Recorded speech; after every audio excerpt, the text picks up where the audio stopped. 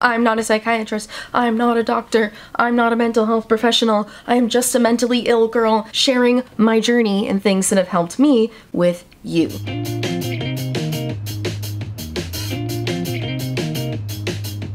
Hello and welcome back to the Hard Feelings podcast. This is of course my mental health podcast where I talk about things like anxiety, depression, anger, jealousy, embarrassment, shame, aka hard feelings. So I start my period in a couple days, which means that my anxiety is in a real weird funky place right now. And the purpose of today's episode is to give you some big sister advice about period anxiety. Because I feel like, you know, I grew up knowing the typical symptoms of PMS. I remember people talking about being moody or emotional during PMS and talking about having cramps, but I don't remember people talking about the increased sense of anxiety. And I did not realize that increased sense of anxiety I get before my period is not just a me thing and it's not out of nowhere, and apparently a lot of people struggle with this. But I do just want to clarify that I'm not talking about PMDD, premenstrual dysphoric disorder. That is its whole own thing. I personally don't feel like I fall into that category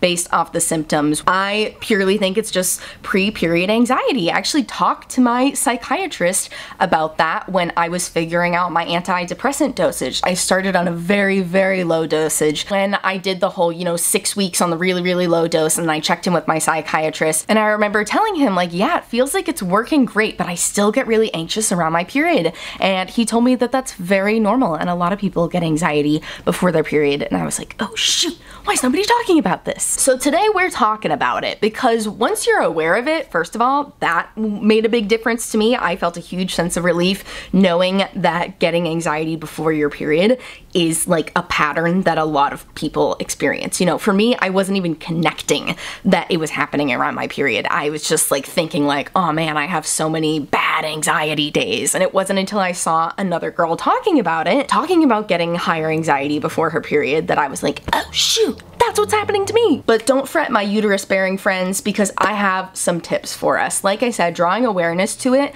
is gonna make a big difference, just mindset alone. But another thing that you should do is make sure you track your period. And like, maybe you're already doing that and you're like, girl, come on. And I'm like, hey, rightfully so. I really didn't start tracking my period until a few months ago.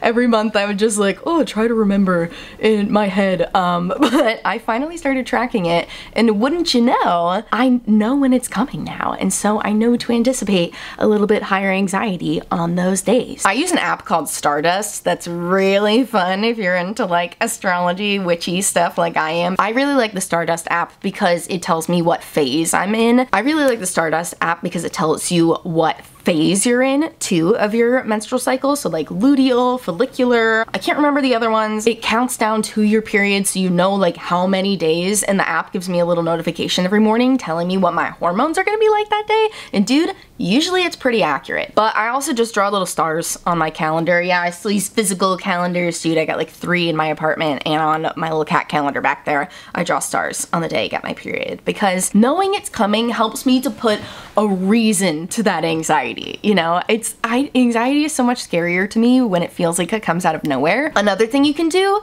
tell people. It's not embarrassing to tell people that you're on your period, okay? Especially if it's people that are like in your lives every day, whether that's a significant other or like a family member, roommate who you live with or something, like people who you are interacting with on the daily. Just go ahead and drop it in conversation, dude. I swear, just like making other people aware, I feel like they'll match the vibe. Just telling other people that you get higher anxiety before your period, like people that you spend a lot of time with, them having that awareness that you're having a high anxiety time, I don't know, dude. I feel like that makes people act nicer. Also, the more we all talk about it and make it a non-embarrassing thing, I feel like that's better for the kids growing up right now, because I remember being so embarrassed. Like, I got my period and cried. I thought I was totally done growing, and I was like, I am not happy at this height. I do not want this body. Like, I was so moody, so emotional. But anyway, yeah, like I felt embarrassed embarrassed for having my period. Like I felt like cool and I felt like, I'm really growing up. But then I also felt like, I don't know, it was just embarrassing. Like I felt like if a pad fell out of my backpack, I was gonna be embarrassed of that, you know? I want the younger generation to get to a point where a pad or a tampon can fall out of their backpack or a Diva cup and nobody bats an eye because it's just a normal thing, because it is a natural, normal thing and it shouldn't be awkward to talk about. Another thing I make sure to do now the few days before my period is to get some rest. That's what my little Stardust app has told me the last couple days. It's like, you need extra rest, and like it's not a placebo, and if it is a placebo, whatever. I'm getting placeboed, who cares? People get placeboed every day, it could happen to you too. No, but even before I was using the Stardust app, like I was noticing that I would get exhausted before and like the first couple days of my period. I was so physically and mentally fatigued, like could not get enough sleep. Go to bed early. If you can't sleep in the next day, take a nap. If you have any time to take a nap, definitely take a nap. I hadn't napped in like, I honestly can't remember the last time I napped. I used to nap all the time in high school, dude. Once I discovered I could sneak a little 30-minute nap in after school, yes! Oh, I felt so good after my little naps. And in college, that I became like a normal thing that everybody was napping, and I was like, hell yeah, I love napping. Napping is great. I had my therapist in college tell me that it was okay to nap because she said, are you gonna be able to do the task that you need to do better if you get some rest? And I was like, yeah, I think so. And she was like, okay, then nap. That's great. That's productive in itself because you'll be able to do the work once you're rested. But we're not talking about doing the work right now. We're talking about chillaxing, okay? Because you're on your period, you don't need to be doing any work. Dude, you can, you know, do some hip stretches if you want. That's why I'm gonna drop you guys a PMS workout down below from MadFit because it is so good. Like even if you're not into dance workouts, this isn't a dance workout. It's literally just stretches to relieve cramps. It's chef's kiss, and she does a couple squats. You can skip those if you want to, but it is a wonderful video to learn some stretches to do for your cramps. I will say though, I've been drinking raspberry leaf tea every month during my period, and my cramps haven't been as bad. I still get them. I still end up having to take some Advil, but raspberry leaf tea, check it out. Ooh, talking about raspberry leaf tea was a good segue into my next tip, which is tea, dude. Okay, hear me out. So I switched from coffee to tea when I'm on my period because I find that the caffeine in coffee gives me cramps, and I usually just like drink herbal tea instead. Sometimes I get a matcha, but I find just drinking tea while on my period to be super relaxing. I do drink specifically relaxing teas. I really like kava tea. I know not everybody is into that because it's like, that kava's strong stuff, you know. They got a little disclaimer on the back saying not to take it if you're pregnant or like not to operate heavy machinery, and like I get it. It makes me real chill, real relaxed. I also just buy like the kava yogi tea at the grocery store, so I don't think I'm getting like the most concentrated version of kava tea that some people drink. I don't know. But besides kava tea, I also like the tension tamer tea from Celestial Seasonings, and I like the honey lavender tea from Yogi Tea. Those are both, the honey lavender one has passion flower in it, which some people say helps them sleep better. I think it at least helps me relax a little bit in the evening. And the tension tamer tea is just good. It's nice and like minty, and it supposedly has an herb that's supposed to relax you. I don't know. I don't care if they're placebo. Honestly, if they're placeboing me, at least it's working and I'm feeling more relaxed. And then my last tip is to get some creativity time in, dude. Whether that's drawing, painting, knitting, do something with your hands that isn't like scrolling Instagram. For me, I like doing creative makeup looks. I really like doing a bold graphic liner and all sorts of colors, and like sitting down for an hour and a half and putting together a makeup look makes me feel very creatively fulfilled. I just find doing something creative is a great way to silence your anxious thoughts because you're so focused on exploring shapes and colors and different designs and really tapping into that imaginative part of your brain that gives you that dopamine hit and makes you feel fulfilled and happy. And not that it's totally going to erase that anxiety for you, but it's certainly gonna distract from it. And it's a better way to channel your energy. Because I've had a couple of anxious moments today, but they did not occur during this makeup look. I was far too distracted thinking about where I was gonna place these rhinestones and how I was gonna tie this whole look together with the colors and everything, and the purple blush I was gonna use and the purple lip gloss I was gonna use, that I didn't really have time to worry about anything else. And even with this, I wasn't worried about my next move. I was excited to see my next move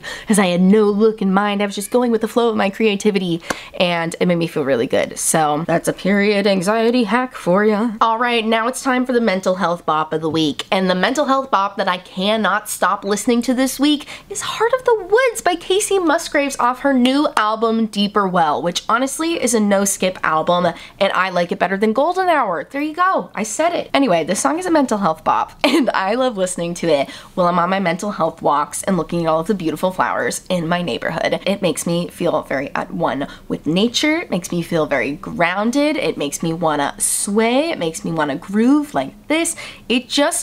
I'm sure a scientist might be able to analyze the reasons why it gives me such an instant relief feeling. Like that is like such a it's a lullaby to me. It is soothing to me. It's in our nature to take care of each other in the heart of the woods. Like, are you kidding? I'm Snow White right now. I'm literally Snow White right. No, I don't want to be Snow White. I was just trying to think of a princess that hangs out in the woods. I don't want to be any Disney princess that hangs out in the woods. Good stuff did not happen in the woods to them. I'm Kacey Musgraves hanging out in the woods. And there's moss, and it's beautiful out here. Your mental health tip of the week is to listen to Deeper Well by Kacey Musgraves. Like I said, it's a no-skip album, and they're all mental health bops. Like, Kacey Musgraves is documenting her own self-love, self-worth, self-journey. She wrote all of these songs about loving herself and loving nature and just like realizing what's important to her, and it's very, very beautiful. And I think you'll like it, and I think it'll make you feel soothed. Like, every song on that album feels like a lullaby. It really does. Not to say that they're all super slow, because they're not, but a lullaby to me doesn't need to be slow. I used to fall asleep to the Tarzan soundtrack, to the El Dorado soundtrack. Like, the songs just gotta be vibey. They don't gotta be slow in order for me to fall asleep to them. All right, everybody, I think it's time to wrap this episode up. I hope that if you get a period, or if you know somebody who gets a period, this video was helpful to you because they might be experiencing, or you might be experiencing, period anxiety too. And hey, dude, you're not alone. I'm not a psychiatrist. I'm not a doctor. Ooh, I haven't said that in a while. I'm not a psychiatrist. I'm not a doctor. I'm not a mental health professional. I am just a mentally ill girl sharing my journey and things that have helped me with you. I'm not a flight attendant either, but I have so much respect for them. So I hope I gave you some helpful tips today, and I would love to hear from you in the comment section what you do to deal with period anxiety, or any anxiety, honestly. Help us out in the comments, please. Put a little list down there because I could always use more tips and hacks. Thanks so much for listening to another episode of the Hard Feelings podcast. Be sure to check out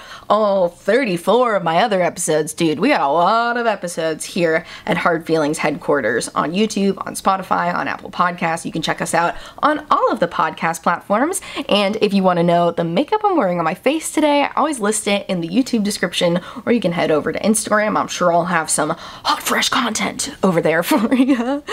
So yeah, thanks for listening. Take care of yourself, and I'll talk to you next Friday with another new episode. Bye!